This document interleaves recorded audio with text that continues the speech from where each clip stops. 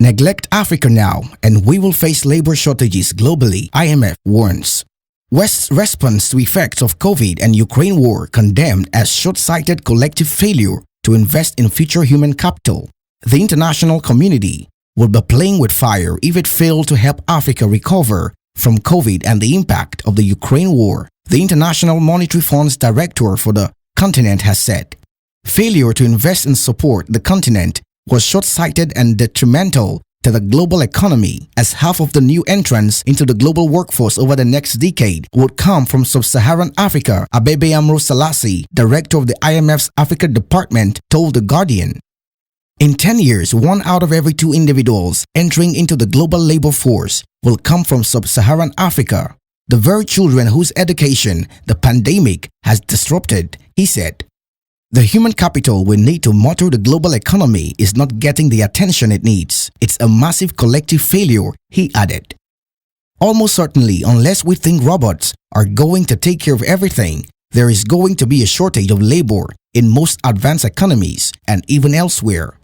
Despite all the innovations we have had, labor has shifted from one sector to another, and 60 to 70% of the population has remained in work. People will move to different professions, but people will still keep working. Globally, we are going to need labor to complement capital, and that labor input can increasingly only come from Africa. Selassie, who has worked at the IMF for 28 years, added that the successes seen across the continent since the 1990s, the result of domestic reforms, a booming global economy, and generous aid and debt relief packages, had gone into reverse.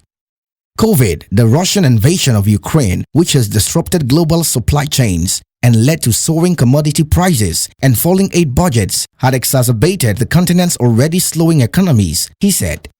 Selassie told the 13th Andrew Crockett Lecture Governors Roundtable for African Central Bankers in Oxford last week that the IMF had given sub-Saharan countries $50 billion, that is £41 billion, since March 2020 to support them during the pandemic.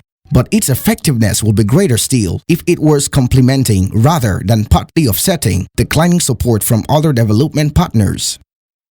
3 African countries, Ethiopia, Somalia, and South Sudan, are facing acute food insecurity because of failed rains, rising food prices, and a lack of donor support.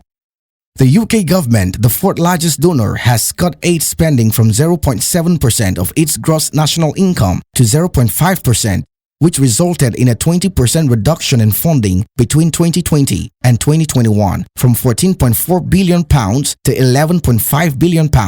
The Foreign Commonwealth and Development Office has also halved humanitarian aid spending from £1.5 billion in 2020 to £744 million in 2021.